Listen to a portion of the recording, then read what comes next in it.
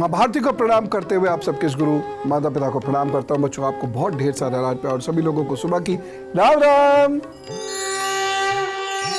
आज मैं एक बहुत गंभीर विषय पर आपसे बात करना चाहता हूँ और मैं चाहता हूँ कि यदि घर में बच्चे हैं तो उनको आप बुला लीजिएगा, मेरी उनसे सीधी बातचीत हो जाएगी। नहीं तो आप बहुत ध्यान से सुनिए। हाल में ही और बल्कि पिछले कुछ दिनों में ही और साथ ही साथ अगर मैं 2-3 साल से बात करूं तो भी बच्चों के अंदर दबाव के समक्ष झुककर आत्महत्या करने की घटनाएं दिन ब दिन बढ़ती चली जा रही हैं। बच्चे टूट रहे हैं। हो सकता है बहुत सारे बच्चे टूट ना रहे हो, आत्महत्या ना कर रहे हो, लेकिन वो टूट अवश्य रहे हैं, जिसका बहुत बुरा असर उनके हार्मोनल सिस्टम से पड़ रहा है, जो निश्चित रूप से कुछ वर्ष बाद जाकर उनकी जिंदगी को बहुत परेशानी वाला बना देगा। हमारे आपके सबके घरों में बच्चे होंगे, उनको ऐसा नहीं होने देना है। तो आज मैं उस तनाव की बात करने जाऊंगा जिससे बच्चे टूट रहे हैं, आत्महत्या कर रहे हैं, या उनके शरीर पर, मन पर इतना बुरा असर पड़ रहा है कि वह आगे जाकर बेहद कमजोर हो जाएंगे। हमारे घरों के बच्चों को यह नहीं होना चाहिए। ये वही बच्चे हैं जिन्होंने इस देश को विश्व गुरु बनाना है। यही वो बच्चे हैं जो मेरे आपके बुढ़ापे का सहारा है। मेरे जीवन का तो उद्देश्य इन्हीं बच्चों का कल्याण। मैं वही कार्य कर रहा हूं पिछले अनेक वर्षों से। आपसे निवेदन कर रहा हूं कि मेरी इस बात को बहुत ध्यान से सुन लीजिएगा, क्योंकि चुनौतियां इस जीवन से कभी खत्म नहीं होती और हमें इन बच्चों को इन चुनौतियों का सामना करने के लायक बनाना है। पहले ये जान लीजिए कौन वो बच्चे होते हैं जो तनाव के सामने टूटते हैं, क्योंकि इन टूटे हुए बच्चों को ठीक करना है। जरूरी नहीं सारे बच्चे आत्महत्या कर रहे हैं, लेकिन तनाव से टूट जरूर रहे हैं और एक बहुत बड़ी संख्या है उन बच्चों की जो तनाव के आगे घुटने टेक कर रास्ते से भटक रही है। ऐसे बच्चों के हार्मोनल डिस्टर्बेंसेस उनको जीवन भर परेशान करते हैं। कमजोर सूर्य यदि किसी बच्चे का है या कमजोर चंद्रमा यदि किसी बच्चे का है तो समझ लीजिए वह तनाव नहीं झेल पाएगा। इनकी कमजोरियों से व्यक्ति का व्यक्तित्व इतना कमजोर हो जाता है, व्यक्ति का मन इतना कमजोर हो जाता है कि वो व्यक्ति जब भी बुरी स्थिति में आता है वह तनाव का शिकार होता चला जाता है। उसके अंदर डिप्रेशन की टेंडेंसीज बढ़ती चली जाती है। सूर्य कारक होता है आत्मा का, और आत्मबल सूर्य के कारण ही प्राप्त होता है। जिनका आत्मबल कमजोर होता है वह कोई भी कार्य बहुत ईमानदारी से कर नहीं पाएंगे, समय से कर नहीं पाएंगे और अनुशासन से तो कर ही नहीं सकते। यानी वो चुनौतियों का सामना नहीं कर सकते। जब भी वक्त कठिन होगा वह टूट जाएंगे। जिनका सूर्य कमजोर होता है उनकी एकाग्रता का स्तर कमजोर होता है। सुन लो बच्चों, जिनका सूर्य कमजोर होता है उनमें ऊर्जा की कमी होगी। सुनो बच्चों, इसलिए वो किसी भी काम को टिक कर नहीं कर पाएंगे। वो बिखरेंगे, कभी ये सोचेंगे वो सोचेंगे और इसकी वजह से फेलियर्स होंगे। और जब फेलियर होगा या फेलियर होने वाला होगा या जब आपका पेपर खराब होगा तो आपको ये लगेगा मैं किसी काम का नहीं, दूसरी परिस्थितियों के चलते मैं टूटने लगा हूं। और फिर आप गलत कदम उठाओगे, क्योंकि आप टिक कर लंबे समय तक किसी भी कार्य को कर ही नहीं पाते।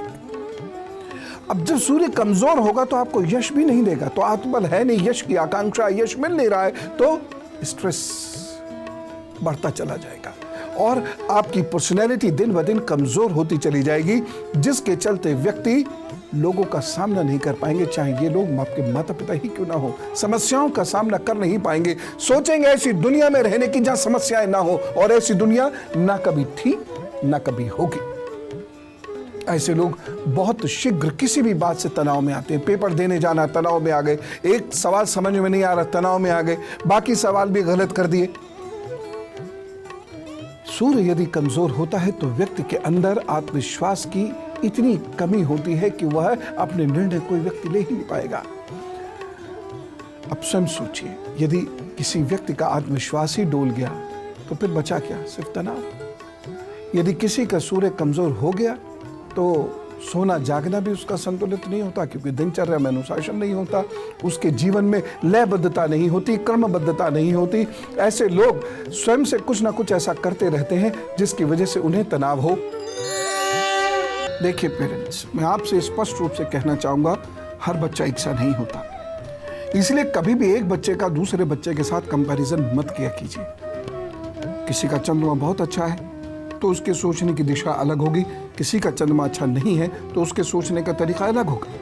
आपको इसे समझना है और तब पेरेंटिंग करनी है। रिजल्ट ज़रूर अच्छे आएंगे, लेकिन थोड़ा तप तपस्या आप भी करें और आपको सबसे ज़्यादा व्यवहार कुशल होकर चलने की आवश्यकता है। जिस बच्चे का चंद्रमा जब कमज़ोर होता है तो उसकी मेंटालिटी बिल्कुल अलग किस्म की होती है।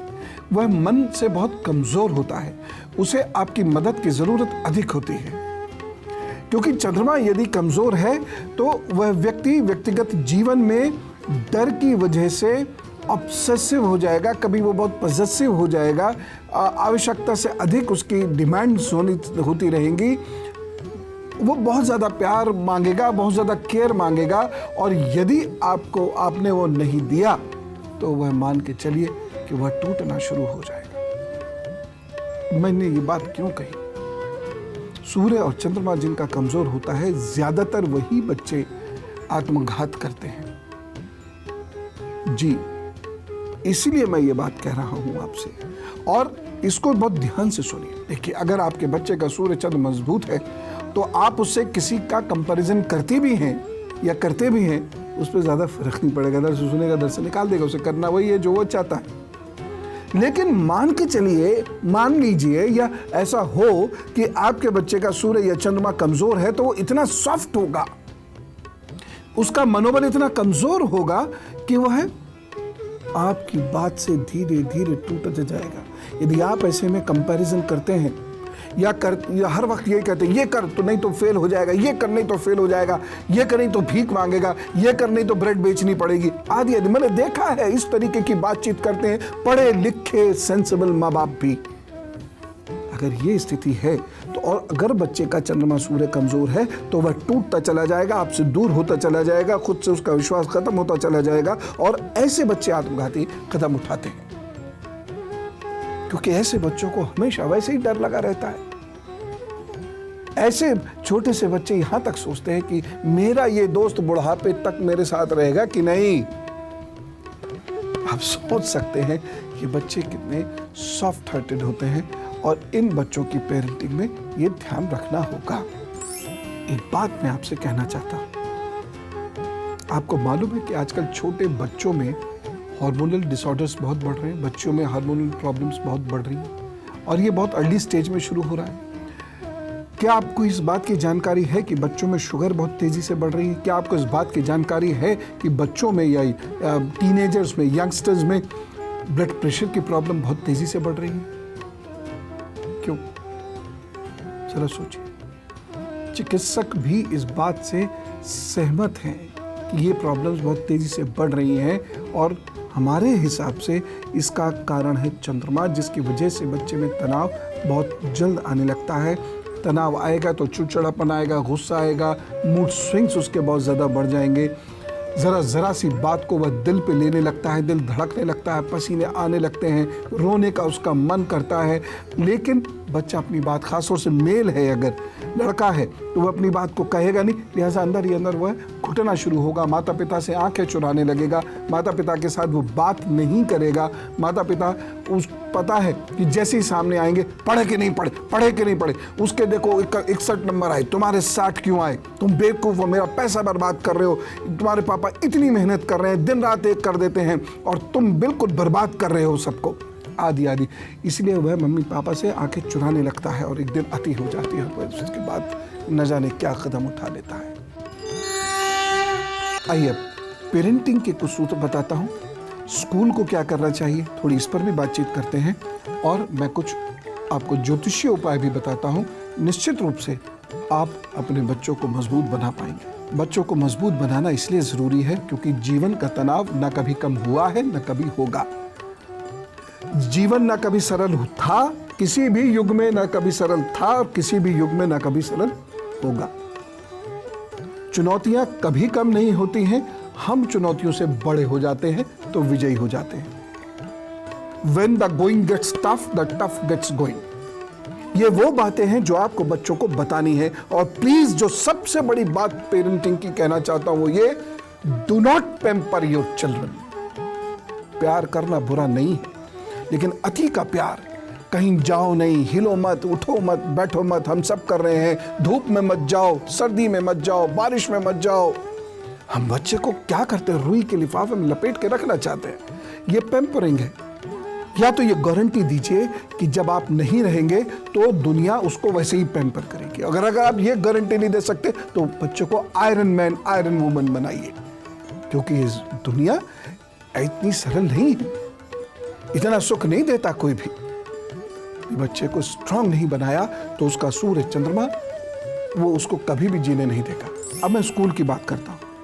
यदि बच्चे एग्जाम से डर रहे हैं तो इसका अर्थ ये नहीं है कि हम एग्जाम के स्टैंडर्ड को नीचा कर देंगे तो बच्चों को चुनौतियों से लड़ने की आदत कब पड़ेगी? यदि उनके फॉर्मेशन स्टेज में वो चुनौतियों से हारना सीख जाएंगे या चुनौतियों से लड़ना बंद कर देंगे तो आगे की जिंदगी में कैसे लड़ेंगे? ठीक, ये फॉर्मेटिव ईयर्स, कॉग्निटिव डेवलपमेंट सब इसी वक्त में होना होता है। ब्रेन में थॉट्स का डेवलपमेंट भी इसी वक्त में होता है। अमेग्डाला और हाइपोथैलेमस का डेवलपमेंट भी इसी वक्त में हो रहा होता है। तो बच्चों को चुनौतियों से लड़ने के लिए उनके ब्रेन को समझकर ब्रेन को ट्रेन करना होगा। ये स्कूल में टीचर्स को सीखना होगा। हमारे यहाँ पढ़ाई का मतलब सिर्फ नंबर होते हैं, कोर्स की किताबें होती हैं, बड़ा भारी सा बस्ता होता है, बच्चे की कमर पर लाद देते हैं, बच्चा इंटेलेक्चुअल सा दिखने लगता है, टाई सूट बूट लगा के और आंखों पर मोटा सा चश्मा लगा के, और हम समझते हैं हमने अपना काम कर दिया। मोटी फीस के बदले ये हम देते हैं बच्चों को। और कॉलेज के अंदर कोशिश यही रहती है घर से एसी से निकले, एसी बस में चढ़ जाए, कॉलेज में एसी क्लास में घुस जाए और एक बहुत क्लोज्ड कैंपस के अंदर ही वो खेलेगा और सारी फॉर्मेलिटीज हो जाएंगी। कैसे स्टॉप होगा? व्यक्तित्व निर्माण है शिक्षा का आधार भी और लक्ष्य भी। किताबें तो बच्चा घर पे भी पढ़ लेता है। अब वह ज्योतिषीय उपाय भी मैं बता रहा हूं जिनसे बच्चों का ब्रेन स्ट्रांग होगा। और मैं बार बार ये कह रहा हूं, मैं चुनौतियों को नीचा नहीं करना चाहता। चुनौतियां कम नहीं हो सकती। आप पढ़ाई में चुनौती कम कर देंगे, आप एग्जाम्स में चुनौतियां कम कर देंगे, जिंदगी की थोड़ी कम हो जाएंगी। बच्चों के दिमाग को और व्यक्तित्व को उठाना है, उसकी बात करते हैं। ध्यान करना सिखा दीजिए। मैं जानता हूं आप मेरी बात नहीं मानेंगे। जो बच्चे घबराते हैं और स्ट्रेस लेते हैं उन्हें अश्वगंधा का सेवन करा दिया करें। तीसरी चीज, चांदी के ग्लास में जल पिलाया करें ऐसे बच्चों को। चौथी चीज, अंगूर का सेवन दिन भर में 5-6 बार जरूर करा दीजिए। 5, 7, 7, 8 अंगूर, बस 5-6 बार जरूर। बच्चों को साथ टहलने जरूर जाइए, आधा घंटा 15 मिनट जितना हो टहलिए। अच्छी संगत में बच्चों को बैठना सिखाइए, नहीं तो घर में अच्छी संगत दीजिए। हर चीज बाहर पे तो डाल देना ये अच्छी बात नहीं है। घर में बच्चे को बैठे, कुछ अच्छी अच्छी बात करें, ज्ञान की बात करें, बच्चों के साथ डिस्कशंस करें, अच्छी स्टोरीज पर बातचीत करें, अच्छे सीरियल्स पर बातचीत करें। हर वक्त हम एंटरटेनमेंट की दुनिया में घूमते रहते हैं या निंदा की दुनिया में घूमते रहते हैं या अपने कामकाज की दुनिया में घूमते रहते हैं और बच्चों से उम्मीद करते हैं बाहर जाएं और इन्हें अच्छे दोस्त मिले। ये कैसे होगा? हम उनके अच्छे दोस्त बने। दूसरी चीज, सर पर तेल मालिश जरूर करें। ये ट्रेंड खत्म होता चला जा रहा है, लेकिन प्लीज ये ट्रेंड अपने घरों में शुरू करें। सोने से पहले तेल मालिश जरूर करें और ये जरूर देख लें कि आपके तेल में कपूर हो। जैतून का तेल बहुत अच्छा है। तेल मालिश से ब्रेन शांत तो होगा, बाल भी अच्छे ही होंगे। भाई आप फैशन भी करना चाहते हैं तो फैशन भी होगा। तेल मालिश जरूर करें। तरबूज का तेल होता है, जैतून का तेल है, गोले का तेल है, आंवले का तेल है, ये रोजमेरी ऑयल है जो आपके दिमाग को शांत करके कंसंट्रेट करता चला जाएगा। और अब गुरु मंत्र, इष्ट की साधना करना और कराना सिखा दीजिए बच्चों को। भाई इष्ट हमारा ही अपना तत्व है और जो लोग इष्ट की आराधना साधना करते हैं उनका मन बहुत मजबूत होता है और किसी भी चुनौती से जीत सकते हैं। कॉन्फिडेंस रखिए अपने बच्चे में और पेरेंटिंग के गुर सीखिए जो मैं आपको सिखाता रहूंगा। आज की बात बस इतना ही। खुश रहिए, खुश रखिए। राम राम, नमस्कार।